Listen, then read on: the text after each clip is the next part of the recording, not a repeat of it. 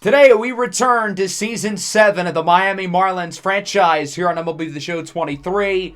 As today, we're going to get through the rest of the regular season, which may seem like a lot. We haven't even made it to the All-Star break. But again, as we get towards the end of the series, I want to get through as many seasons as possible. Last episode, we went through the entire first half of the season, getting through April, May, and June. And there were some ups and downs. I mean, we lost 10 games in a row in the month of May. It hasn't always been pretty, but we're pushing along in what has been a super exciting National League race, where pretty much everybody in the conference is within 5 games of each other than one team. As we look at the East, we're currently in third, a game out of first place with the Mets and Phillies ahead of us. The Braves aren't too far behind, and neither the Nationals as well. Looking at the other divisions, it's super close, other than Colorado.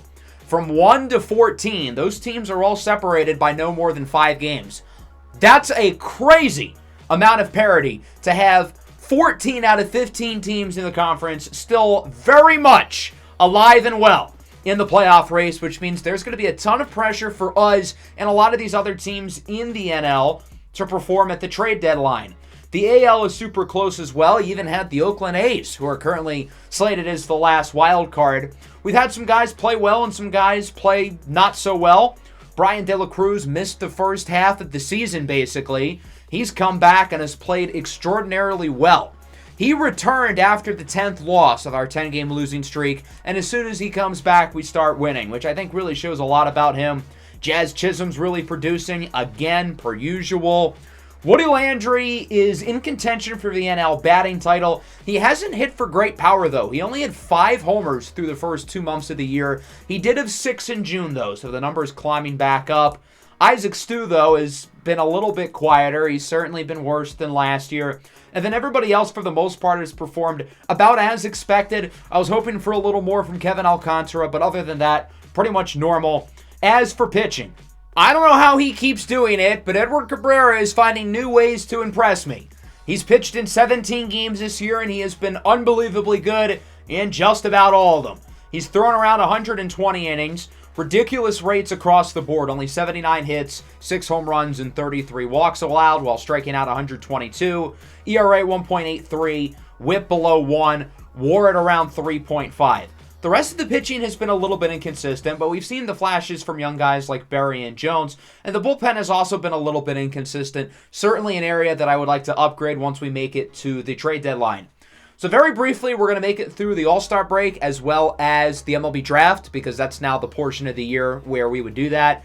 And I definitely want to play against Minnesota, a rematch of the World Series from last year. The Twins have been the best team in baseball this year, and then we're going to play 2 more games, one in August, one in September. So let's simulate up to draft day. We ended up going 3-3 across the games we simulated with some impressive pitching performances, including a 12-0 win courteous of Casey Mize and a good outing out of Edward Cabrera once again.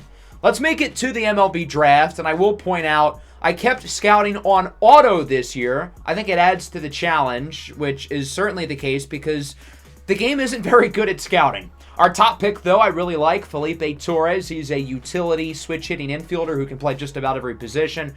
We drafted Craig Pinto next, fully scouted, good contact bat, good arm strength in the outfield.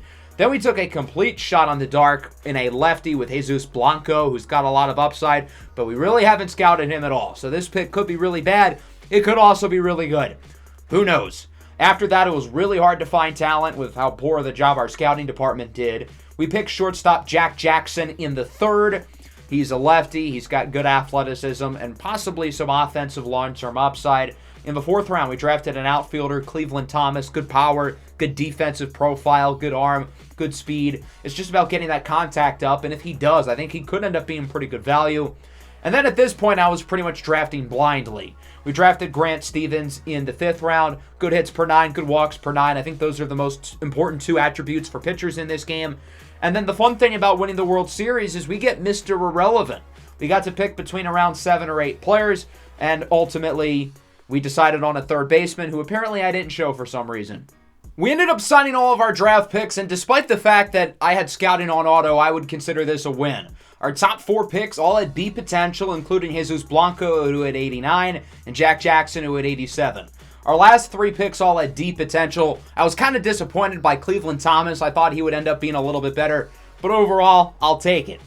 We lose to the Dodgers, our final game before the All-Star break. A rare poor performance from Edward Cabrera, and we are 3 games out of first place in the East, while the other 2 divisions are unbelievably close. And we are currently the 3rd wild card game, but only half a game in, with the Dodgers right on our tail. As we look at the home run derby, we do not have any participants. I think we possibly could have gotten Jazz Chisholm in there. He was close. Brian De La Cruz maybe could have made it had he not missed the first half of the year. But unfortunately, nobody will participate here in Washington. And ultimately, the home run derby champion would end up being Oneil Cruz of the Dodgers, which doesn't really surprise me. He's probably got the most raw power and raw athleticism of the group here. Oneil Cruz has already won an MVP in this series, and he's looking for another one. He's had a great year.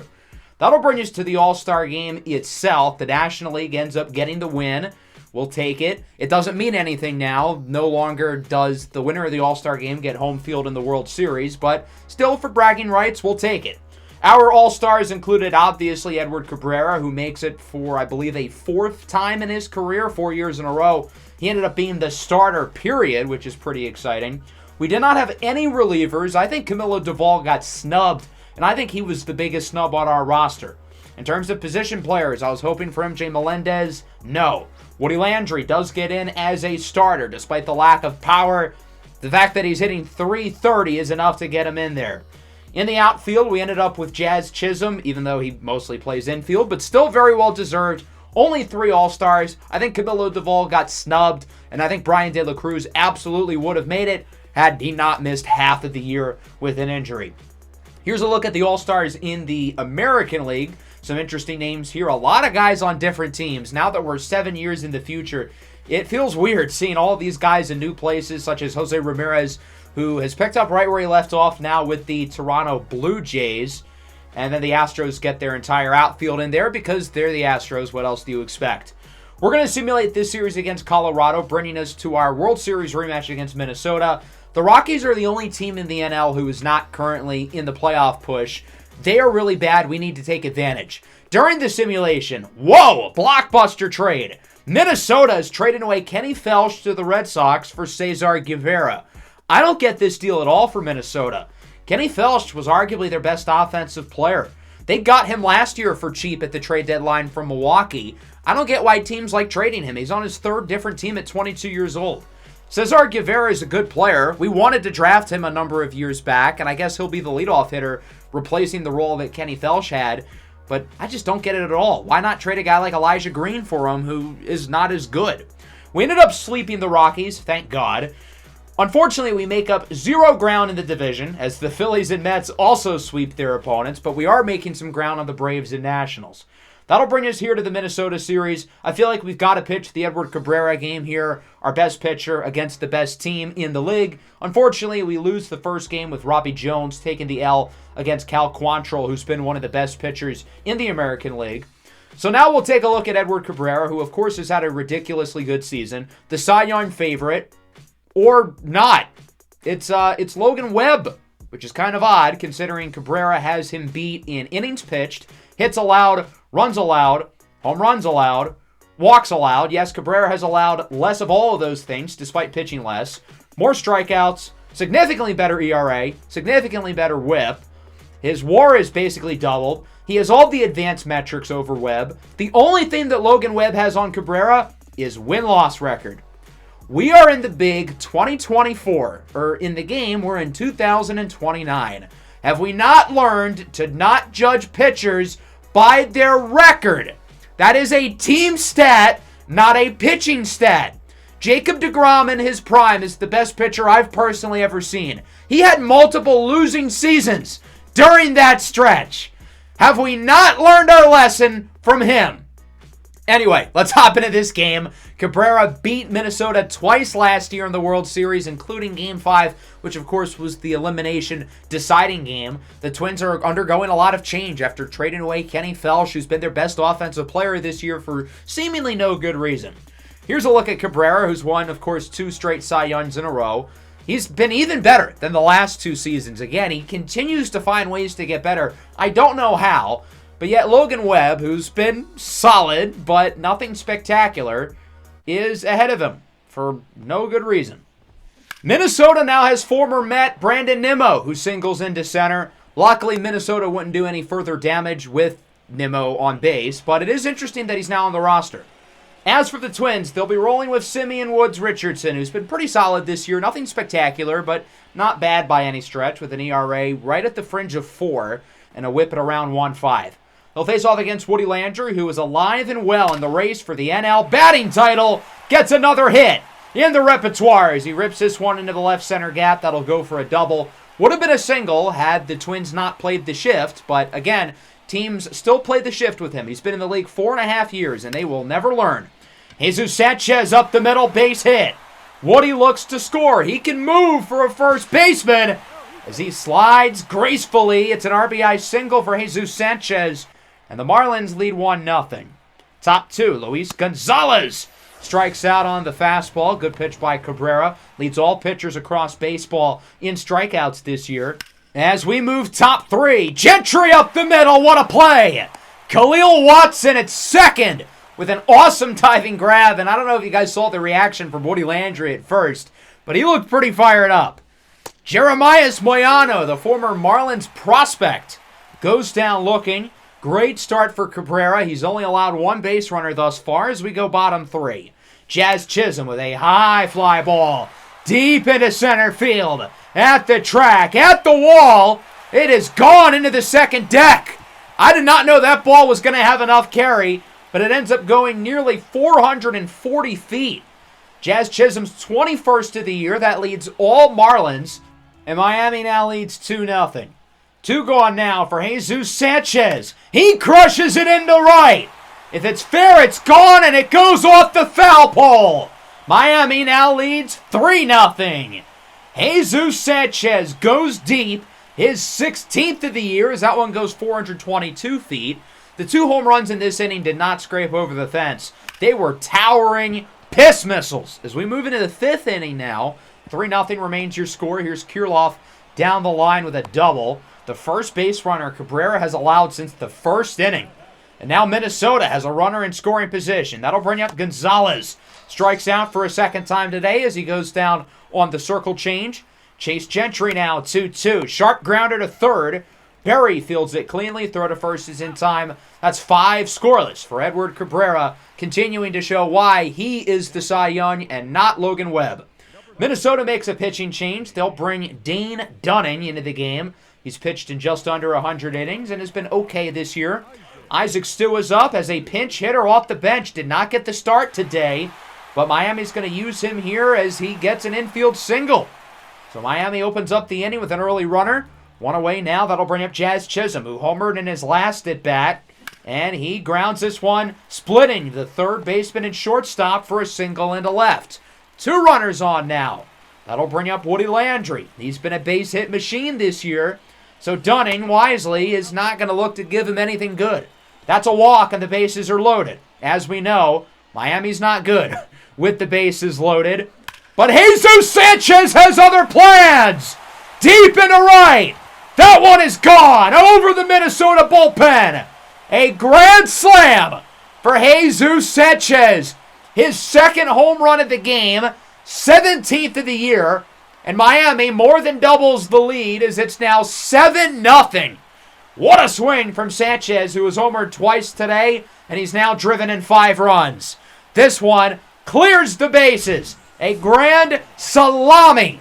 And Dunning is going to get yanked. He'll be replaced by the former top draft pick out of Vanderbilt, Kumar Rocker, who was drafted in the top 10 twice. I don't think there are many players who can say they've done that. Pretty cool accomplishment. Kevin Alcantara up for Miami with 2 away. He's behind 1-2 as he goes down on the fastball. Great inning, though. Miami adds 4 with a grand slam for Jesus Sanchez, and it's now 7-0. So with Isaac Stu coming into the game, he replaced Khalil Watson at second. We're going to shift pretty much half the defense. Stu will move to first. Woody will move to left field. Remember, he can play the outfield. Jesus Sanchez is going to slide over to right. De La Cruz will move over to center. And then James Wood will be replaced by Adael Amador at second.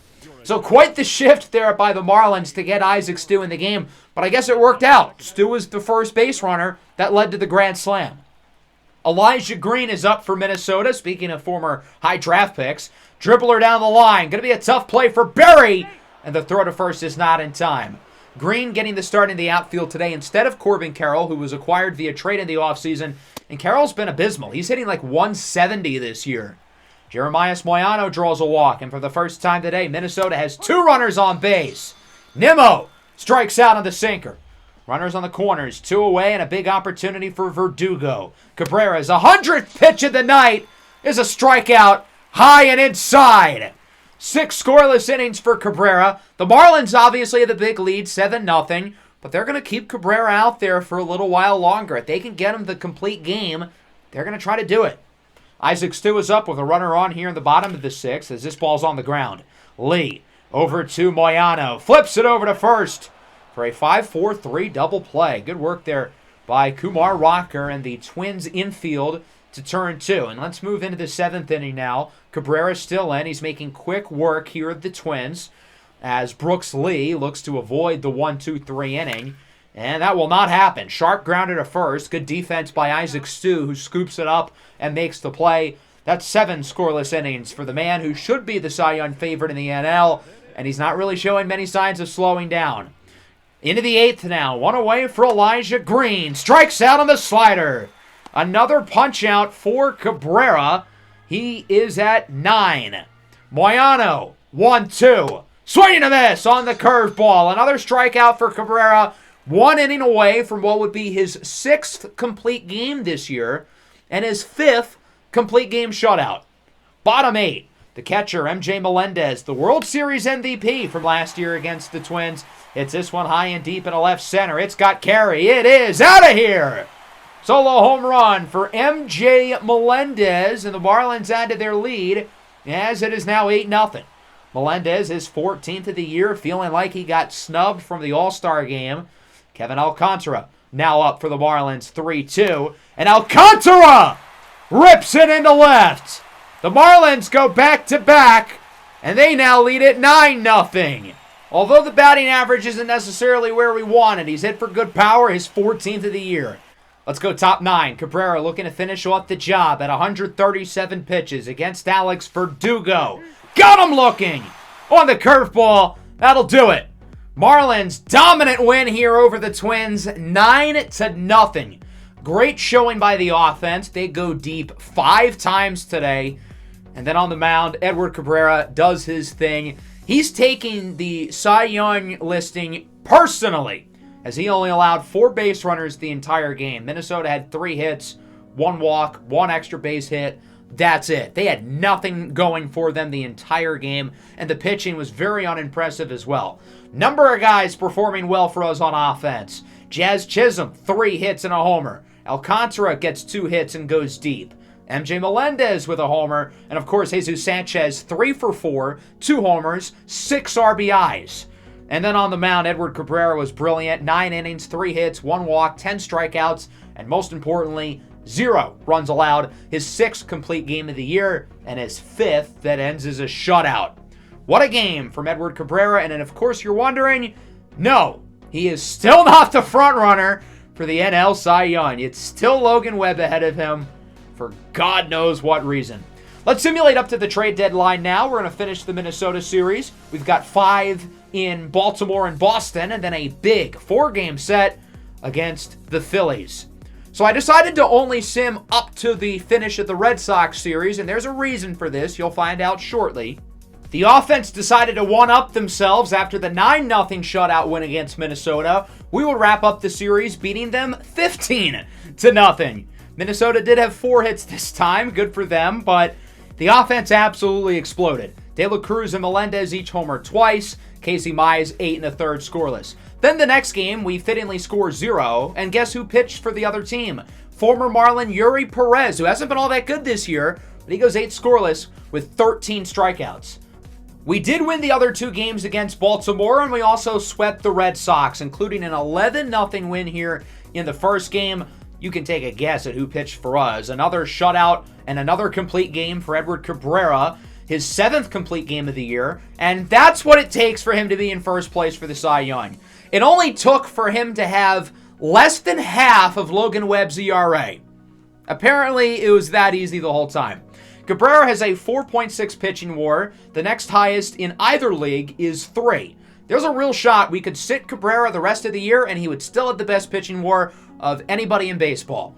The second game against Boston, we won 2-1. We got our first sweep in a while, and things seem to be looking up. We've played really well since the All-Star break. Life is good. Or not. Jazz Chisholm, torn Achilles, done for the year. Wow. This changes everything. Other than Edward Cabrera, Jazz Chisholm's been our best player this year, and you could make the argument that Chisholm might be even more important, being that he plays every day. He's been fantastic this year in 87 games, 22 homers, 286 average, OPS above 900, WAR at 4.6. That's 5th amongst all position players in the National League, first on our team, and now he is done for the year and possibly the first month or two of next year. Well, that's really not good. So we're definitely going to need to get another infielder during the trade deadline because right now it's Jacob Berry, Adael Amador, Khalil Watson, and Aurelvis Martinez. I like those guys, but realistically, that's not enough. I was planning on looking to make a big splash for a big-time pitcher. Now we can't really do that, now that we have another hole that we have to address. Let's simulate this Phillies series just to see where we are, and we end up going 3-1. Oddly enough, the only game we lose was the Edward Cabrera start. And we had a good mix of pitching performances with shutouts from Robbie Jones and Max Meyer, and a game where we scored 11 runs. Despite Edward Cabrera losing, he is still in first for the Cy Young, and now that brings us to the trade deadline. Our team's been playing some great baseball since the All-Star break. We're 12-3 since that stretch, but we're still not winning the division. The Phillies are a half game ahead of us, and the Mets are only a half game behind us. We're currently the number 1 wild card in the NL, and of course we now have to replace arguably our best player with Jazz Chisholm tearing his Achilles in the Boston series. I took a look at the players on the trade block. There are some intriguing guys here, but you got to keep in mind, we are in the negative in terms of budget. That doesn't mean we can't make trades, but in every trade we make, we have to be sending out more money than we would be taking in, which really limits the amount of players we can get. We've got to get guys who are on super cheap contracts, essentially. So in terms of the Jazz Chisholm replacement in the infield, we're going to look at Vidal Brujan from the Rays. He's been a top prospect here for close to a decade, and finally, he's broken out. He made the All-Star team this year, not that these are necessarily All-Star numbers, but I guess the Rays see this as this is the highest his value is going to be, and if it took him this long to progress, are we sure that this isn't a flash in the pan? We'll be giving away Austin Wells, who's a good catcher. He's had a great season in the minors, and I would presume he's going to jump up to the big leagues, along with Ryan Poles, a 26-year-old former high draft pick of ours who is actually regressing quite a bit, but he can hit major league pitching and could give the Rays another solid bench bat. Brujan has a couple more years of team control after this one, so it might not be a rental like Luis Rengifo was last year. We are going to still go out and get our pitcher, though, acquiring Matthew Liberatore from the Cardinals. St. Louis's rotation is loaded with Grayson Rodriguez, Spencer Strider, Jack Flaherty, Aaron Nola. They've got so many guys. They haven't needed Liberatore to be a starter. He's come out of the bullpen lately. He's done a really good job. And he's a lefty. We don't have any lefties in our starting rotation, not to mention he's got multiple years of team control left. And we're also going to get a pitching prospect in Randall Harden. We'll be giving away Steven Alez, who's been on and off the big league roster for a few years now, but I think he's a really good player. Aaron Sabato, he is 29 years old, but he's a really solid hitter, especially against lefties. And then Jonas Jimenez has some intriguing upside in the outfield. He's had by far his best season in our minor league system. So we're giving up quite a bit, but we're getting a really good pitcher in Liberatore who's going to slide in the rotation. We now have an extra roster spot, so we're going to make a couple of moves, starting with DFAing Clay Holmes. He's been a disaster. I just want to move on. Andres Vina will also be going down to the minors because I want to call up Adolfo Jimenez, whose potential has moved up to an A. He's been great in AAA this year. He was phenomenal in spring training as well. I think he's earned an opportunity with the big leagues. So the roster looks a little bit different after the trade deadline. We add Vidal Brujan to hopefully give us a little bit of what we're losing with Jazz Chisholm the rest of the way. He can play a bunch of different positions. He's a switch hitter, and he doesn't really have any major weaknesses to his game. Decent contact, decent power, decent plate skills, decent fielding. As for the pitching, Liberatore slides in the rotation. For now, he will replace Max Meyer, although we may rotate guys in and out. and then we add Adolfo Jimenez to the bullpen. Liberatore will make his Marlins debut against the Tigers, but I want to pitch in his second game because it's against his former team, the St. Louis Cardinals. And I also want to play against the Cardinals because they're one of the better teams in the NL. We ended up doing quite well during our stretch of simulated games as we won all of them. We're now 66-46 with some great performances in there, sweeping the Tigers and Blue Jays, who are two of the worst teams in the league, but I'm not complaining. We had some very notable performers on offense throughout these games. Woody Landry hit the same amount of home runs in the 3 games against the Tigers that he did in the first 2 months of the year. He had multiple multi-homer games, and he went deep in all 3 matchups. Brian De La Cruz also homered in all 3 games against the Tigers. And then against Toronto, Khalil Watson, multi-home run game. Jesus Sanchez homered in each of the last 2 games. We're having some guys playing really well right now. Brian De La Cruz is outright dominating. His OPS is well over 1,000, and he would absolutely be in the MVP race had he been healthy all year. Woody Landry's remembered how to hit for power. Sanchez and Watson, they're all producing. As for Matthew Liberatore, he goes 6 innings and gets the win in his first start as a Marlin, allowing 5. And we're starting to build a little bit of a lead in the division with how well we have played since the All-Star break. 19-3 since the break, to be specific. And we've won 6 games in a row. I think we've won probably like 14 out of our last 15 or something utterly ridiculous like that.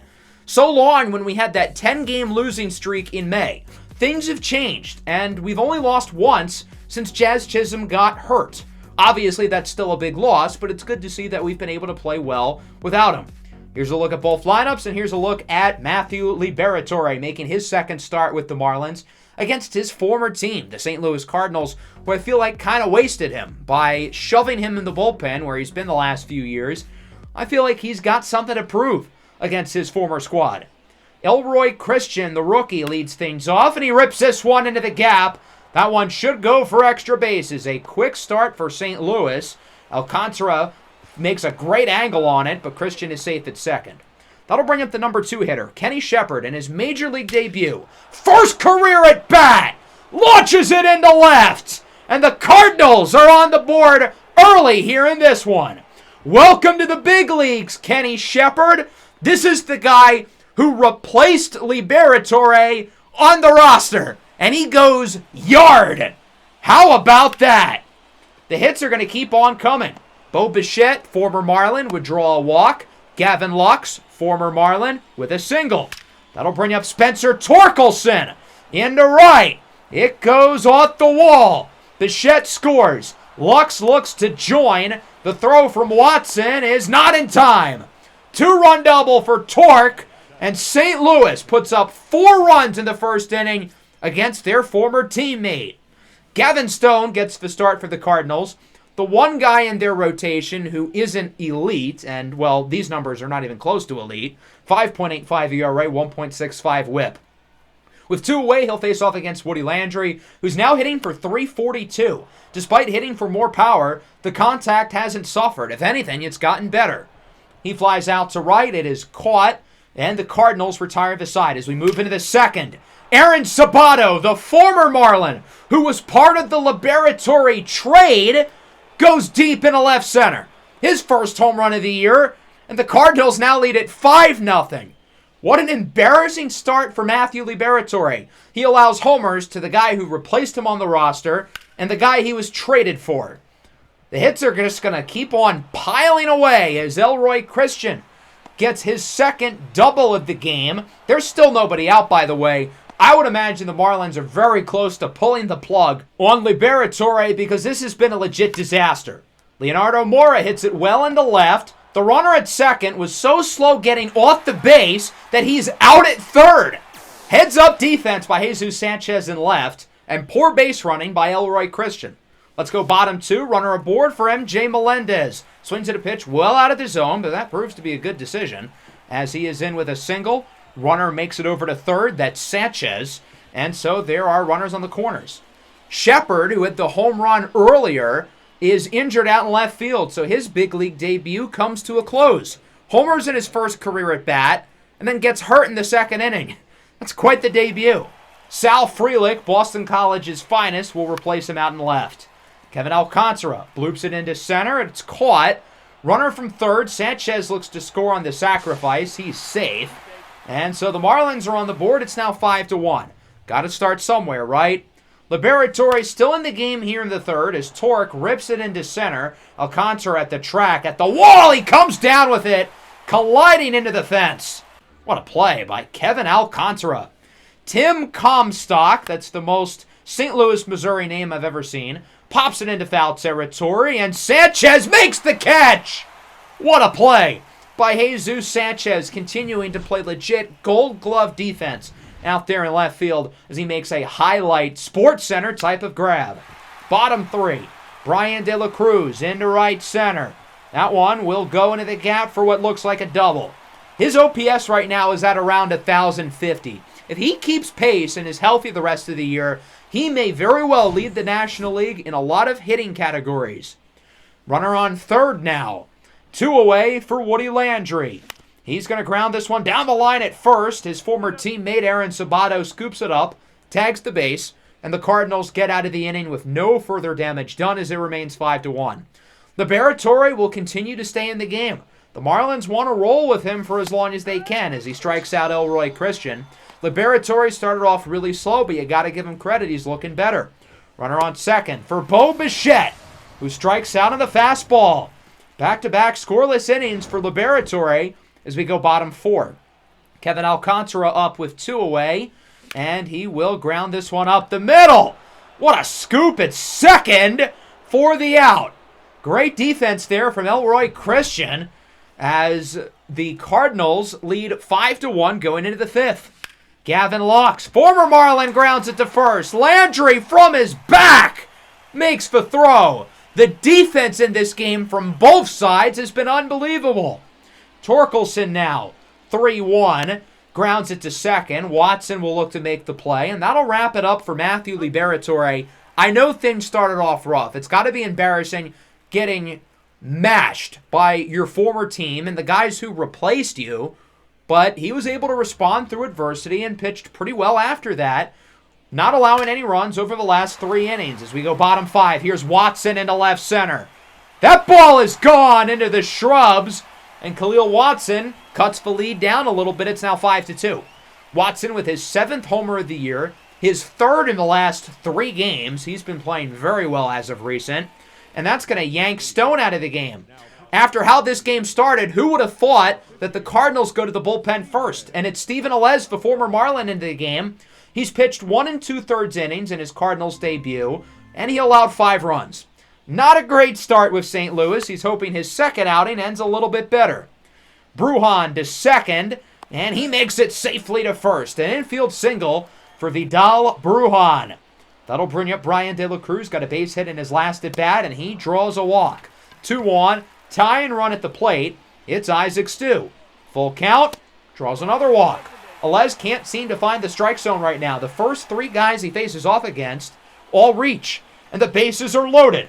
For Woody Landry, who skies it into center. That should be enough room to get the first runner, Brujan, in off of a sacrifice. They're not even going to throw home. They're going to throw to third, and the runner is safe. It's now 5-3 with runners on the corners.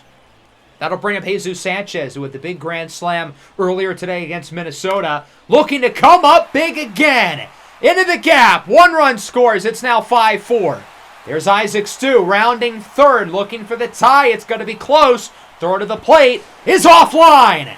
An RBI double for Jesus Sanchez, and the Marlins with 5 unanswered to tie the game.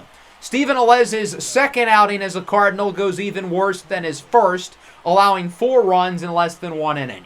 He'll be replaced by Zach Thompson, 4.61 ERA, as he faces off against Melendez. I don't really know why they brought in a lefty here against Melendez, but I guess the decision works out as he lines out into left. It's caught by Frelick. Let's move into the 6th now. Joe Shearer replaces Matthew Liberatore. Shearer quietly has been one of the most underrated players on the team really over the last 2 seasons. This year he's got a 2.15 ERA in just under 38 innings. Against Sabato, up the middle. Dribbler to short. Adael Amador makes the throw. And this game remains tied at 5 as we go into the bottom of the 6th. Miami looking to get their first lead of the game. Runner on for Vidal Brujan. He draws a walk. These Cardinals relievers do not know how to throw strikes. 2 on, 2 away, and a full count for Brian De La Cruz, who's been this team's best player since May, but he checks his swing on the high fastball. De La Cruz has a career-low strikeout rate, but he doesn't make a good decision there as we go top 7.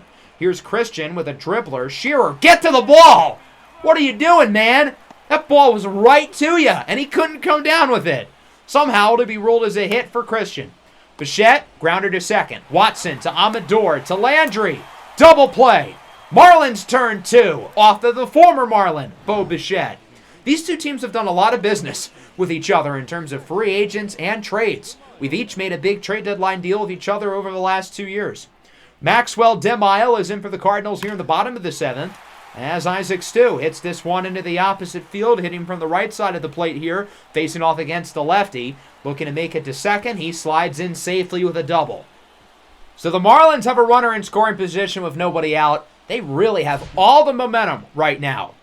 After a walk, that would bring up Jesus Sanchez. 2 on, nobody out, as this one is grounded to first. Sanchez has been so good today with runners on base, but here he comes up short, grounding into a double play. Stu does advance to third, so MJ Melendez can still drive him in. Again, lefty on lefty, as Melendez strikes out on the high fastball. Great pitch by Demisle as we move into the 8th. Johan Duran comes into the game for the Marlins. It's been an up-and-down season for Duran. He really started off slowly, but he's been really good since the All-Star break. One of the big reasons why the team as a whole is, 19-3 since the break? Here's Torkelson. Up the middle, base hit, as that one gets by the glove of Khalil Watson. The Cardinals get the former number 1 pick out of Arizona State on first base with 2 away. We'll see if they can drive him in. It's the catcher, Gabriel Moreno, who grounds it to second. Watson makes the play. Haven't had a lot of offense since that big 5th inning. The Cardinals, in particular, have not scored since the 2nd inning. Their offense started off so well, and they've gone ice cold since then. Bottom 8, Sean Freeman is in for St. Louis. 3.78 ERA on the year. He'll face off against the young shortstop, Adael Amador, who's 0 for 3 today, but he draws a walk. Could that be the winning run? Vidal Brujan has reached base twice today. He's performed well. Pops it into left, should be caught by Sal Frelick, and it will. Let's move into the 9th. Game tied at 5. Let's see if St. Louis can look to get something going here against the lefty. Keegan Aiken, acquired via trade in the offseason with the Rangers. And I think overall Aiken's been a pretty solid addition, 3.27 ERA. As Edward Olivares, the outfielder, comes in off the bench and makes a splash into the right center gap. That'll roll over to Alcantara, and it'll be an inning leading off double. So Olivares is in scoring position for the former Marlin, Aaron Sabato.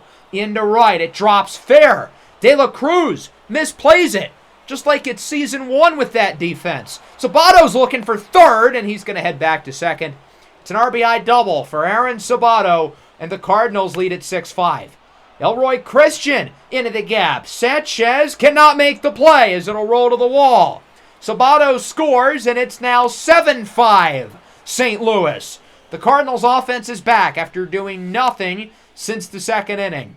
Frelick lays bunt. Landry's throw to first is not in time. And the other runner, Christian, advances to third.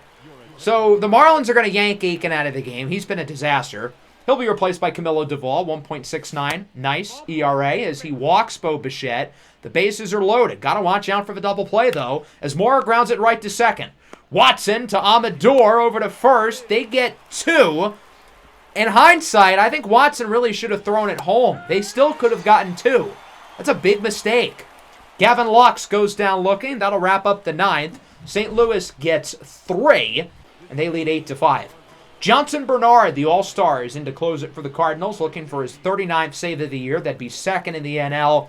And warning, this guy's off-speed stuff is nasty. Look at the screwball, completely fooling De La Cruz. You thought that was crazy. He's got a knuckleball as well. Look at that. Credit to Isaac Stu for laying off. 2-2 now for Stu. And it's a fastball at 93. He doesn't throw super hard, but you got to play mental games with him. Is the pitch coming in quick, or is it a 60-mile-an-hour ethos? Woody Landry swings at a pitch he shouldn't have. 59-mile-an-hour knuckleball as it's a grounder to third, and that'll do it. The Cardinals win 8-5 with a 3-inning run in the 9th inning after doing nothing prior since the 2nd. The Cardinals scored the first 5 runs, then we got the next 5, both teams with 4-run innings, and then there was no offense for a while until the Cardinals got 3 in the 9th. Homers from Shepard and Sabato, first in Shepard's career, first of the season for Sabato. Stone was decent. Alez nearly blew him the game, but the rest of the bullpen did a really good job. Our offense had some good runs in this game, but we only got 7 hits. We did get 6 walks, though. Good to see the discipline looking strong. I give Matthew Liberatore credit. Things started off really poorly, and there were a couple times where I thought about pulling him. We ultimately kept him in there for a while, and it worked out.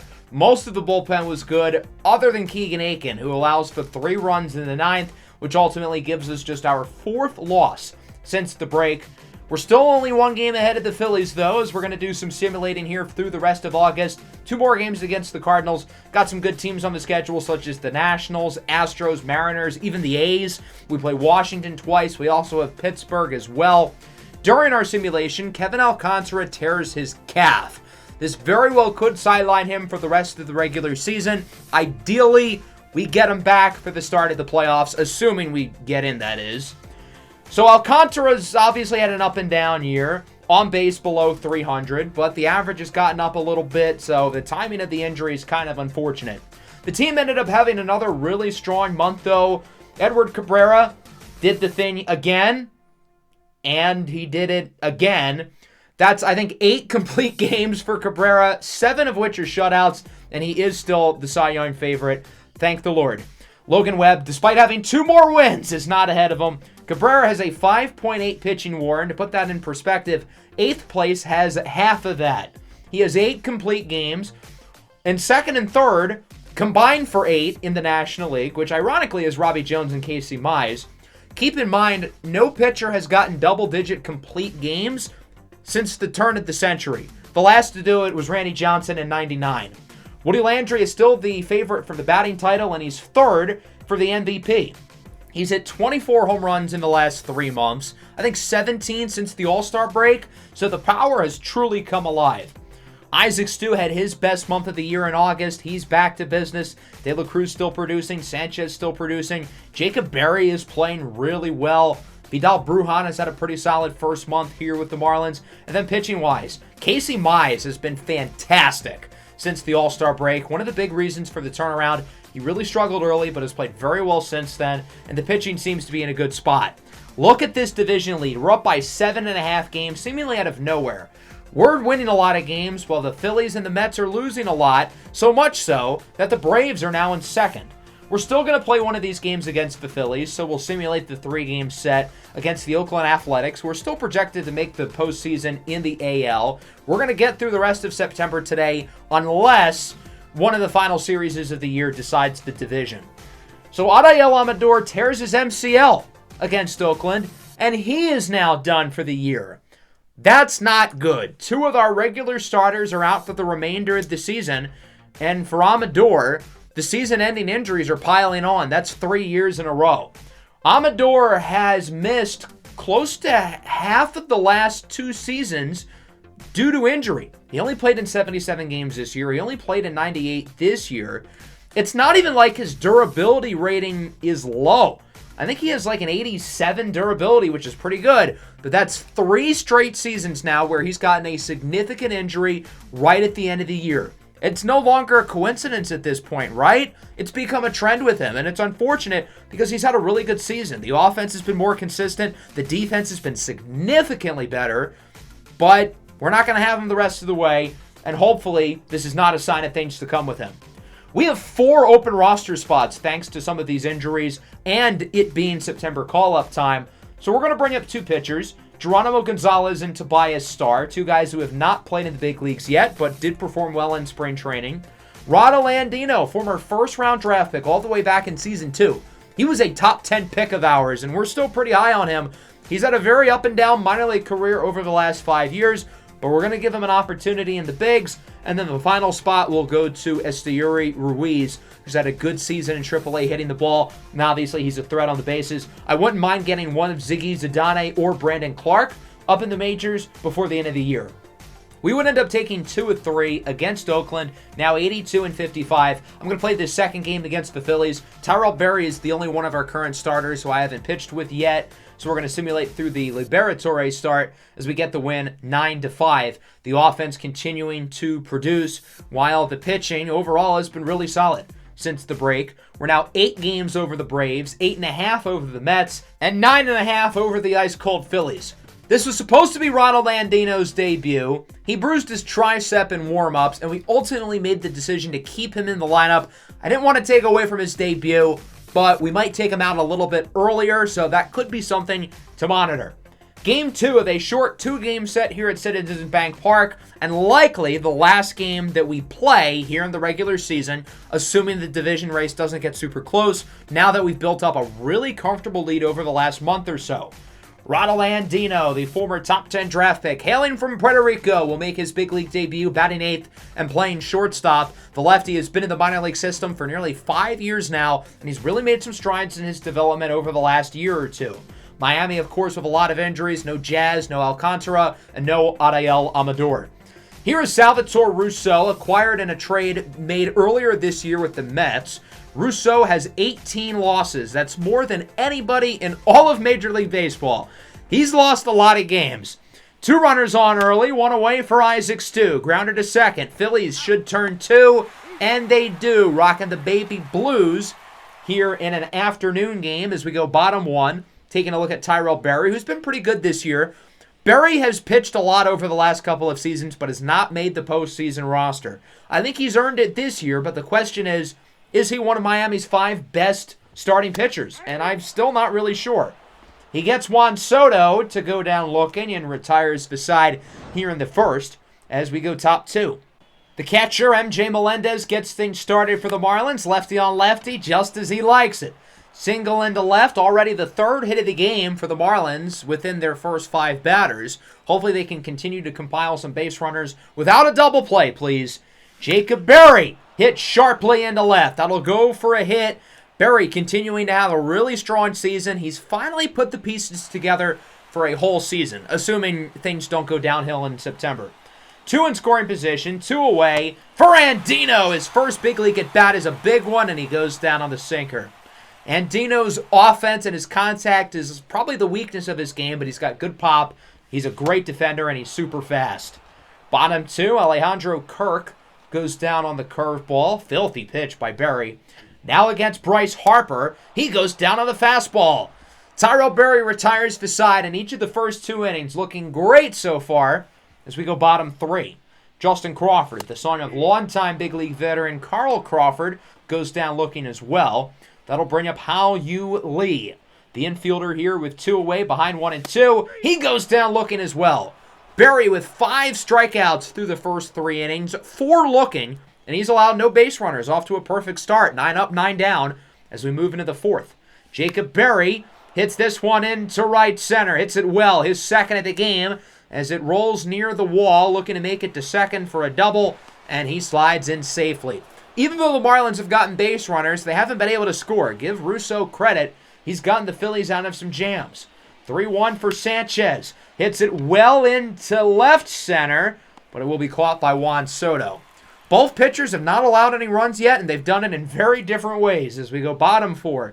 Trey Turner leads things off for the Phillies, and he draws a walk.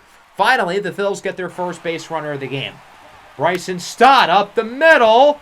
It looks like it's deflected by Brujan. Throw to first is certainly not in time. And now the Phillies get their first hit of the game. 2 on for Juan Soto. He says so long to this ball. Off the scoreboard and right. 3-run blast for Juan Soto, his 34th of the year. And the Philadelphia Phillies lead at 3-0. Let's move into the 5th. Andino looks at a fastball. Close call there, but he gets lucky as this one will pop into left, and it will drop for a hit. So the first big league hit for Ronald Andino, the 22-year-old shortstop. A pretty cool moment for him. Let's see if the Marlins can drive him in now. He is fast, keep in mind, as Vidal Brujan crushes it into center. It goes off the top of the wall. Andino should be able to score The Phillies relay this ball in quickly. Throw to the plate is not in time, and the rookie is in, scoring from first. An RBI double for Vidal Brujan, his 34th double of the year, and the Marlins are on the board. It's now 3-1. Woody Landry, full count, draws a walk. Now there's runners on the corners. What an opportunity for Isaac Stu. With the tying run aboard, can the Marlins get all of these runs back from the last inning? This ball is hit well into center. At the track, at the wall, it's caught. Off the bat, I'll be honest, I thought that one was clear as day out of here. I feel like the Marlins could have gotten more there. I thought the Brujan hit was going to be a homer as well. They should not have gotten only one. Bottom 5, Crawford strikes out. Tyrell Berry's still in the game just because he did so well prior to the previous inning, as he gets Turner as well. 4 perfect innings for Berry, but the Marlins still trail 3-1. Salvatore Russo's day is done after 5. He allowed a few too many hard-hit balls. He'll be replaced by Griff McGarry, who would walk the first 2 batters of the inning, and he will also walk Jesus Sanchez. McGarry has walked the bases loaded. Got to keep the ball in the strike zone. The Marlins aren't going to swing the bat if you're not going to give them anything good. James Wood comes off the bench as a pinch hitter. Bases juiced. It's on the ground. What a play by Turner! The Marlins get 1. The Phillies get 1 out. I thought that was going to be a base hit, and the Marlins would have gotten at least 2. Phillies go back to the bullpen. The lefty, Braylon Marquez, is in. He would get the rookie Andino out, and that'll bring us to the top of the order, Vidal Brujan. With runners on the corners and 2 away, biggest at bat of the game, and he hits it high in the left. Not enough carry, though, as it's caught by Soto. The Marlins have hit the ball so well over the last 2 innings, yet they've only gotten 2 runs to show for it. They should have like 5, if we're being completely honest, but good defense and bad luck sprinkled in. That'll happen sometimes. Bottom 6, good defense by Melendez off the blooper by Bryson Stott. Runner on first now for Kirk. He grounds it to Stu, flips it over to second, and that'll end Tyrell Berry's day. Really strong game from him, other than the home run by Juan Soto. As we move into the 7th, the Phillies with another different reliever. It's Joel Kunal who comes into the game. Facing off against Isaac Stu. Grounder to short. This time Turner cannot make the play, and that'll go for a base hit. So the Marlins get what could be the tying runner aboard. Big opportunity here for MJ Melendez, and he skies it into left, and it will be caught by Soto. The Phillies still with the edge as they lead 3-2. Into the game for Berry will be Joe Shearer, continuing his excellent season, 2.18 ERA in 41 1/3 innings, as he will face off against Justin Crawford with 2 away. Up the middle, off his leg, a stinger for Shearer. That'll go as an infield single. Shearer's going to stay in the game. He's going to be a tough cookie, as that'll bring up Hao-Yu Lee. Got him looking on the inside slider. What a great pitch, as it remains 3-2, and we move into the 8th inning now. Into the game for the Philadelphia Phillies will be Zach Jackson, who they signed in the offseason from Oakland. He's a guy we've looked at for a while, whether it was through trade or through free agency, but we've never been able to bring him in, and I guess that ended up being a good decision because his ERA is close to 6. Against Jacob Berry, into left, base hit. Berry has reached base on all 4 plate appearances today with 3 hits and a walk. What a day for Jacob Berry, as his day is now wrapped up. That's because the Marlins want to get the speedster Esteury Ruiz on base. Jesus Sanchez hits it well into left. Juan Soto is under it. He makes the play for the first out of the inning. The throw to the cutoff man is way off. Ruiz is going to look for second, and he's safe. A wayward throw by Juan Soto leads to Esteury Ruiz getting an extra base. That'll bring up James Wood. Strikes out on the slider. Big pitch by Jackson. Ronald Andino would be up, but the Marlins are going to bring in Khalil Watson. Would have been an awesome opportunity for the rookie, but we know that Watson gives us the best chance to hopefully win the game, as he pops it into center, and it will be caught. So despite getting Berry/Esteury Ruiz on base, the Marlins don't drive him in, and we go to the bottom of the 8th. The rookie, Tobias Starr, making his big league debut out of the bullpen. Starr was a throw-in in the Devin Williams trade a couple years ago, a deal that didn't really look good for the Marlins considering Williams got the save in Game 7 of the World Series with the Rays a couple years ago against the Marlins. His first career batter is Trey Turner, who hits it in the gap for a double. Turner's not as fast as he once was, but he still has wheels, and the Phillies have a runner in scoring position with nobody out for Bryson Stott. Up the middle, base hit. Turner looks to score. De La Cruz with a missile to home plate. Turner is safe, though, and it's now 4-2. Welcome to the bigs, rookie. That'll bring up Juan Soto, who goes down looking. Obviously not a great start for Tobias Starr, but it is pretty cool to strike out Juan Soto looking for your first big league out. Rowdy Tellez, the former Marlin, up the middle. Another hit. Runner looks to make it to third. That's Stott. He's safe. And Tobias Starr is going to get yanked out of the game because this has not been a good debut. He'll be replaced by Adolfo Jimenez, who's already pitched quite a bit this year, and he's been pretty good so far against Kirk. Grounded to second. 4, 6, 3. Double play. Brujan to Watson to Landry. Phillies had another run, though, off of the RBI by Stott, and we move into the ninth. Carlos Rodriguez has had a breakout season as the closer out of the bullpen. 39 of 43 in save ops, looking for his 40th save of the year, and he'll get it. Woody Landry strikes out, and that'll do it. The Philadelphia Phillies win this one by the final score of 4-2. They split the two-game series as Philadelphia looks to get back in this division race, currently barely in fourth place. 2 runs, 9 hits for the Marlins. That 5th and 6th inning, though, we hit the ball really well, and it feels like we should have gotten more than 2 runs. And unfortunately, the offense did really nothing for the most part other than that. In a hitter-friendly ballpark, not going deep once is not ideal. Ronald Andino goes 1 for 3 in his debut with a run. Looked pretty solid out there. He looked comfortable. Tyrell Berry pitched really well other than the 4th inning, and that alone gives him the loss. Tobias Starr did not look good in his debut. He allows 3 hits and a run. Salvatore Russo pitched pretty well despite allowing a lot of hits, and the bullpen, other than Griff McGarry, was phenomenal for the Phillies. So we're going to go through the rest of the season a little bit slower, especially if the division ends up being super close. We're going to do 2 series at a time, starting with 3 in Kansas City and 4 at home against the San Francisco Giants. We ended up going 4-3. Not bad. Good enough to hold a comfortable lead in the division, as really nothing has changed. We're still up by 8 games. Now we're going to simulate 3 against the Cubs and 3 against Atlanta. After the Cubs series, our final 4 series are against Atlanta and the Mets. We end up going 5-1, as Edward Cabrera does the thing again.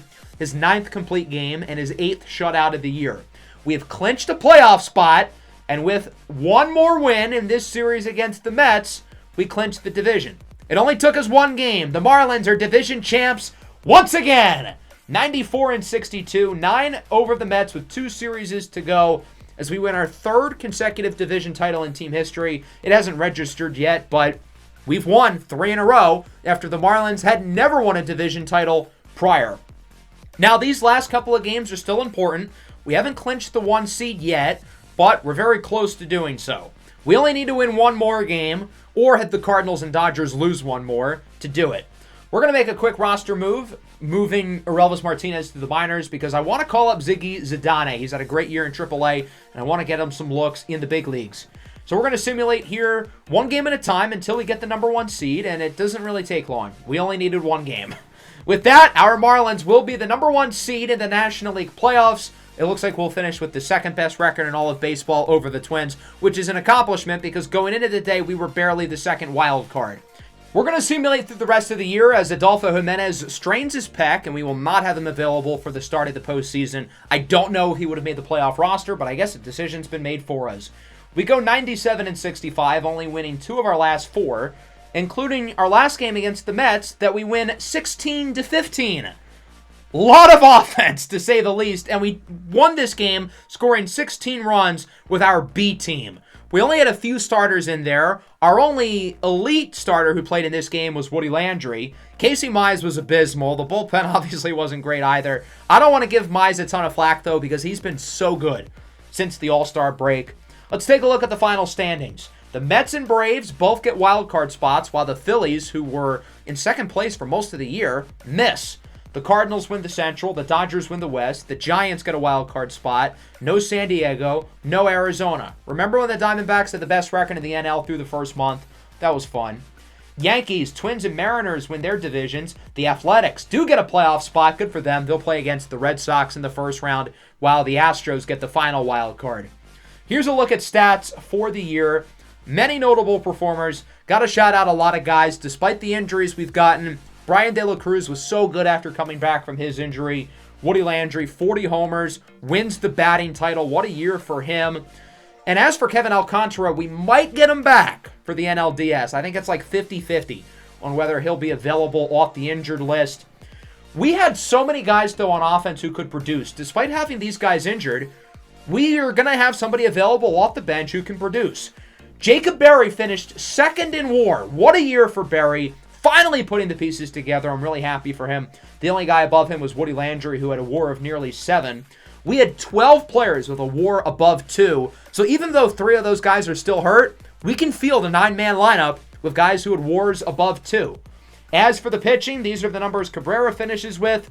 He finishes with his lowest amount of earned runs as a starter, lowest amount of walks, most strikeouts, 1.96 ERA, 0.91 WHIP, and a WAR of 7. I feel like it's pretty much impossible to get pitchers above a pitching WAR of 5 in this game. He's done it nearly 4 years in a row, including getting 7 this year, which is just absurd. Casey Mize was great down the stretch. Matthew Liberatore was solid. The other young guys in the rotation were pretty good. The bullpen was strong down the stretch. Cabrera leads the National League in most pitching categories, while Woody Landry, of course, wins the batting title. A very exciting honor for the young first baseman. Let's take a look at Cabrera, though. His 7.1 WAR is nearly 3 higher than the second most. If you combine Andrew Painter, who had 4.3, second in the NL, and George Kirby, 4.4, who led the AL, those two guys have 7.7. Edward Cabrera nearly beats them both combined. That's absurd.